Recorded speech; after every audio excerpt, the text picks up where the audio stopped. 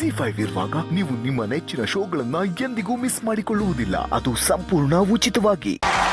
ನಮ್ಮ ಸ್ಪರ್ಧಿಗಳು ಇವತ್ತು ತಮ್ಮ ಬದುಕಿಗೆ ಸ್ಫೂರ್ತಿ ತುಂಬಿದಂತಹ ವ್ಯಕ್ತಿಗಳಿಗೆ, ವ್ಯಕ್ತಿತ್ವಗಳಿಗೆ ಹಾಡಿನ ಮೂಲಕ ಕೃತಜ್ಞತೆಯನ್ನ ಸಲ್ಲಿಸಲಿದ್ದಾರೆ. ಬನ್ನಿ, ಯಾರು ಯಾರಿಗೆ ಯಾವ ಹಾಡನ್ನ ಸಮರ್ಪಣೆ ಮಾಡ್ತಾ ಇದ್ದಾರೆ ಅಂತ ಕೇಳೋಣ. ಶುರು ಮಾಡೋಣ ಈ ವಾರದ ಸುತ್ತು ಡೆಡಿಕೇಶನ್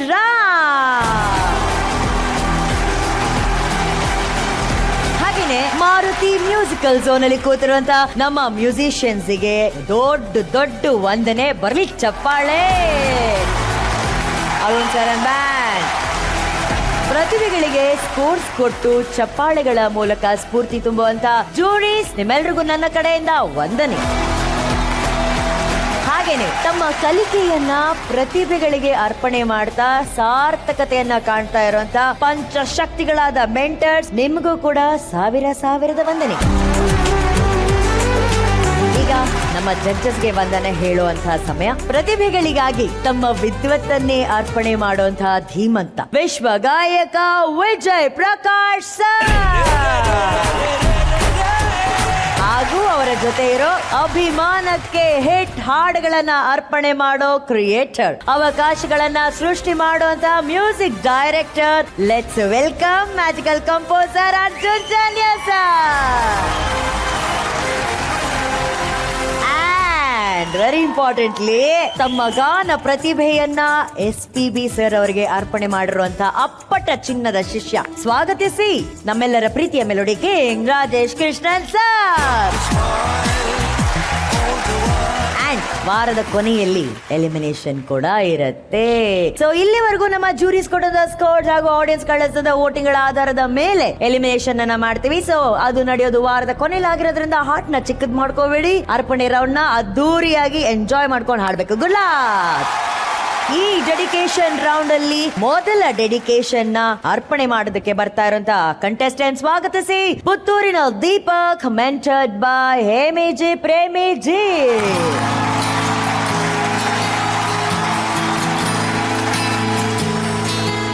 ಏನಿದು ಹೊಸ ಲುಕ್, ಕಚ್ಚೆ ಆಮೇಲೆ ಹೆಗ್ಲಲ್ಲಿ ಹೆಮ್ಮೆಯ ಹಸಿರು ಶಾಲ್ ಹಾಕೊಂಡ್ ಬಂದಿದ್ಯಾ? ಇವತ್ತು ನನ್ನ ಸಾಂಗ್ ನ ಈ ನಾಡಿನ ರೈತರಿಗೆ ಡೆಡಿಕೇಟ್ ಮಾಡ್ತಿದ್ದೀನಿ. ನನ್ನ ಅಪ್ಪ ಕೂಡ ಒಬ್ರು ರೈತರು. ಓ ಸೂಪರ್. ತಂದೆ ಬಂದಿದಾರ ದೀಪಕ್ ಇವತ್ತು? ಹಾ, ಬಂದಿದ್ದಾರೆ. ಅರೆ ಲೆಟ್ಸ್ ವೆಲ್ಕಮ್ ದೀಪಕ್ ಅವರ ತಂದೆ.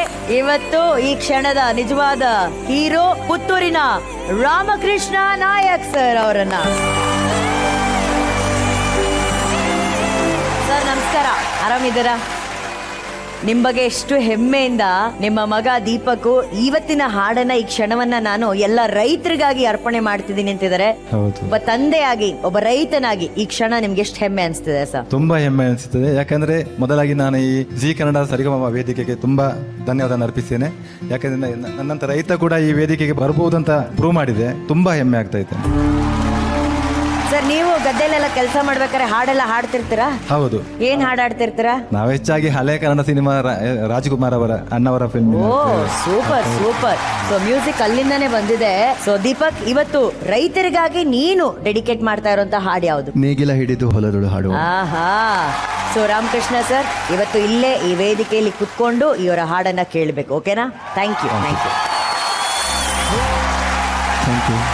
ವಿಪಿ ಸರ್, ಇವತ್ತಿನ ಈ ಅರ್ಪಣೆ ನಿಮ್ಗೆ ಎಷ್ಟು ಇಷ್ಟ ಆಯ್ತು? ಅನ್ನದಾತ ಸುಖೀ ಭವ. ಯಾಕೆಂದ್ರೆ ನಮಗೆ ಅನ್ನವನ್ನು ನೀಡುವಂತಹ ರೈತನನ್ನ ಕುರಿತು ಇವತ್ತು ಹಾಡಬೇಕಾದ್ರೆ ಒಂದೇ ಒಂದು ಕ್ಷಣ ಮೇಡಮ್, ರೈತ ತಾನು ಮಾಡುವ ಕೆಲಸವನ್ನ ನಿಲ್ಲಿಸ್ಬಿಟ್ರೆ ಮೇಡಮ್, ನಾವು ಯಾರು ಜೀವಂತವಾಗಿರಕ್ಕೆ ಸಾಧ್ಯವಿಲ್ಲ ಮೇಡಮ್.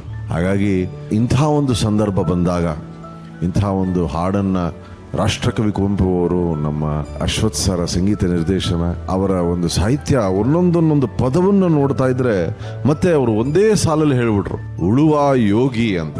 ಆ ಯೋಗಿಗೆ, ಆ ಅನ್ನದಾತನಿಗೆ, ಆ ರೈತನಿಗೆ, ಆ ಇಡೀ ರೈತರ ಪರಿವಾರಕ್ಕೆ ನಾವೆಲ್ಲರೂ ನಿಂತು ಒಂದು ಸ್ಟ್ಯಾಂಡಿಂಗ್ ಓವೇಷನ್ ಅನ್ನ ಕೊಡಬೇಕು ಅಂತ ನಮ್ಮೆಲ್ಲರ ಆಸೆ.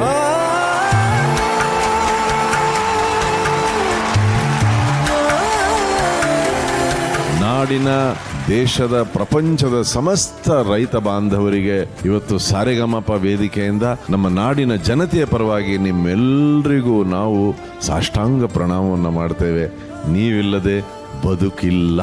ಹಾಗಾಗಿ ರೈತರಿಗೆ ಅನಂತ ಕೋಟಿ ಧನ್ಯವಾದಗಳನ್ನು ಹೇಳ್ತಾ ನಮ್ಮ ದೀಪಕ್ಗೆ ನಿಜಕ್ಕೂ ಕಂಗ್ರ್ಯಾಚುಲೇಷನ್ಸ್ ದೀಪಕ್. ಎಷ್ಟು ಚೆನ್ನಾಗಿ ಹಾಡಿದೆ ರೈತರನ್ನ ಕುರಿತು. ಮತ್ತೆ ನಿಮ್ಮ ತಂದೆಯವರು ಬಹಳ ಹೆಮ್ಮೆಯಿಂದ ನೋಡ್ತಿದ್ರು. ಮತ್ತೆ ಎಷ್ಟು ಆಪ್ಟ್ ಆಗಿದೆ ರೈತರ ಹಾಡನ್ನ ನೀನ್ ತಗೊಂಡು ನಿನ್ನ ತಂದೆಯವರೇ ರೈತರಾಗಿ ಅಲ್ಲಿ ಬಂದು ಕೂತು ಹಾಡ್ಬೇಕಾರೆ ಡೆಡಿಕೇಶನ್ ರೌಂಡಿಗೆ ಸಂಪೂರ್ಣವಾದ ಅರ್ಥವನ್ನ ನೀನು ತಂದುಕೊಟ್ಟೆ. Thank you sir. Thank you. Thank you V P sir. Arjun sir, ನನಗೆ ಹೈಲೈಟ್ ಅನ್ಸಿದ್ದು ಒಬ್ಬ ಮಗ ತಂದೆ ಕಡೆ ತಿರುಗಿ ಉಳುವ ಯೋಗಿಯ ನೋಡಲಿ ಅಂತ ಹೇಳ್ಬೇಕಾದ್ರೆ ಇಟ್ ವಾಸ್ ವೆರಿ ಎಮೋಷನಲ್. ಆ visual was very very good. ಭಾಳ ಖುಷಿ ಆಯಿತು. ನಾನು ತುಂಬ ಪವರ್ಫುಲ್ ಆಗಿ ಹಾಡಿದ್ವಿ. ತುಂಬ ಲೈಕ್ 100% ನಿಮ್ಮಲ್ಲಿ ಇಂಪ್ರೂವೈಸ್ ಕಾಣಿಸ್ತಾ ಇದೆ. All the best. Thank you Arjun sir. ನೀವು ಗದ್ದೆಯಲ್ಲಿ ಕೆಲಸ ಎಲ್ಲ ಮಾಡ್ಬೇಕಾದ್ರೆ ಹಾಡುಗಳನ್ನ ಹಾಡ್ತಿರ್ತೀರಿ, ಗುನುಗ್ತಿರ್ತೀರಿ ಅಂತ ಹೇಳಿದ್ರಿ. ಹೌದು. ನಮಗಿಷ್ಟು ಸಾಕು. ಇಷ್ಟು ಹೇಳಿದ್ರೆ ಯಾವ ಹಾಡು ಹಾಡ್ತೀರಾ, ಇಲ್ಲೊಂದೆರಡು ಸಾಲು ಹಾಡ್ತೀರಾ ಅಂತ ನಾವು ಮುಂದಿನ ಪ್ರಶ್ನೆ ಕೇಳ್ತೀವಿ. ಸದಾ ಕಣ್ಣಲ್ಲಿ ಸ್ಟಾರ್ಟ್ ಮಾಡ್ಬಿಟ್ರಾ? ಪ್ರಣಯದ ಕವಿತೆ ಹಾಡುವೆ, ಸದಾ ನನ್ನಲ್ಲಿ ಒಲವಿನ ಬಯಕೆ ತುಂಬುವೆ, ಸದಾ ಕಣ್ಣಲ್ಲಿ ಪ್ರಣಯದ ಕವಿತೆ ಹಾಡುವೆ, ಸದಾ ನನ್ನಲ್ಲಿ ಒಲವಿನ ಬಯಕೆ ತುಂಬುವೆ, ಸದಾ ಕಣ್ಣಲ್ಲಿ ಪ್ರಣಯದ ಕವಿತೆ ಹಾಡುವೆ. ಸರ್, ನಿಮ್ಮ ಮಗ ಮನೇಲಿ ಹೆಂಗಿರ್ತಾನೆ ಸರ್? ಇರ್ತಾನೆ, ಅದು ಬಂದು ಜಾಸ್ತಿ ಹೆಚ್ಚಾಗಿ ಹಾಡೇ ಹಾಡ್ತಾ ಇರ್ತಾನೆ. ಹೌದಾ? ಮನೇಲಿ ಇರೋದು ಕಡಿಮೆ ಅವ. ಅಂದ್ರೆ 4 ವರ್ಷ ಬೆಂಗಳೂರಲ್ಲೇ ಇದ್ದಲ್ವಾ, ಅದಕ್ಕಿಂತ ಮುಂಚೆ ಮನೆಗೆ ಬಂದ ಕೃಷಿಕರಿಗೆಲ್ಲ ಹೆಲ್ಪ್ ಮಾಡ್ತಿದ್ದ. ದಿನಚರಿ ಹೆಂಗಿರುತ್ತೆ ಒಂದು ಬೆಳಿಗ್ಗೆ ಎದ್ದ ತಕ್ಷಣ? ಅದೇ ಎದ್ದ ತಕ್ಷಣ ಎರಡು ಸ್ವಲ್ಪ ಲೇಟ್ ಆದ್ರೂ ಕೂಡ ಅದರ ನಂತರ ಮಧ್ಯರಾತ್ರಿ ತನಕ ಇದೇ ಹಾಡನ್ನೇ ಹಾಡ್ತಾ ಇರೋದವ ಹೆಚ್ಚಾಗಿ. ಪಾಪ ಮಧ್ಯರಾತ್ರಿ ಚೆನ್ನಾಗಿ ಮ್ಯಾನೇಜ್ ಮಾಡಿದ್ಯಾ ಕಣ ನೀನು. ಪಾಪ ನಿಮ್ಮ ಅಪ್ಪಂಗೆ ಏನೂ ಗೊತ್ತಿಲ್ಲ ನಿನ್ನ ಬಗ್ಗೆ. ಮಧ್ಯರಾತ್ರಿವರೆಗೂ ಹಾಡ್ತಿರ್ತಾನೆ ಅಂತಲೇ ಅನ್ಕೊಂಡಿದ್ದಾರೆ. ಬಟ್ ನೀವ್ ಹೆಂಗೆ, ಸ್ಟ್ರಿಕ್ಟಾ ಅಥವಾ ಹೆಂಗೆ? ನಾನು ಸ್ಟ್ರಿಕ್ಟ್ ಅಂದ್ರೆ ಅವನ ವಿಶ್ವಾಸ ನನಗೆ ಜಾಸ್ತಿ. ಚೆನ್ನಾಗಿ ಮ್ಯಾನೇಜ್ ಮಾಡಿದ್ಯಾ ಕಣ. ಏನು ಇಲ್ಲ ಸರ್. ಸರ್, ನೆಕ್ಸ್ಟ್ ನಿಮ್ಮ ಮಗನ ಭವಿಷ್ಯದ ಬಗ್ಗೆ ನೀವು ಯೋಚನೆ ಮಾಡಿದ್ರ? ಅವನ ಮದುವೆ ಯಾವ ರೀತಿ ಮದುವೆ ನೀವು ಒಪ್ಪಿಗೆ ಕೊಡ್ತೀರಾ? ಅರೇಂಜ್ಡಾ ಅಥವಾ ಲವ್? ಹೆಚ್ಚಾಗಿ ಅರೇಂಜ್ ಮ್ಯಾರೇಜನ್ನೇ ನಂಬಿಕೊಂಡು ಅವರು. ಹಾಗೆ ಲವ್ ಮಾಡೋದಾದ್ರೆ ನಮ್ದು ಏನೋ ಅಬ್ಜೆಕ್ಷನ್ ಇಲ್ಲ. ಓ, ಲವ್ ಮಾಡಿದ್ರೆ ಏನು ಅಬ್ಜೆಕ್ಷನ್ ಇಲ್ಲ ಅಂತ ಕೇಳೋ.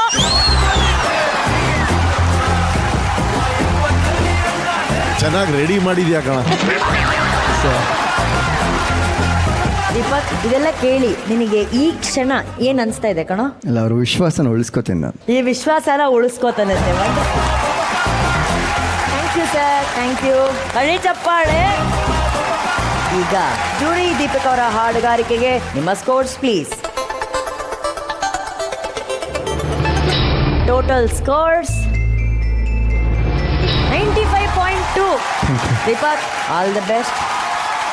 ZEE5 ಆಪ್ ಡೌನ್ಲೋಡ್ ಮಾಡಿ ಎಲ್ಲಾ ಸಂಚಿಕೆಗಳನ್ನು ಸಂಪೂರ್ಣ ಉಚಿತವಾಗಿ ನೋಡಿ.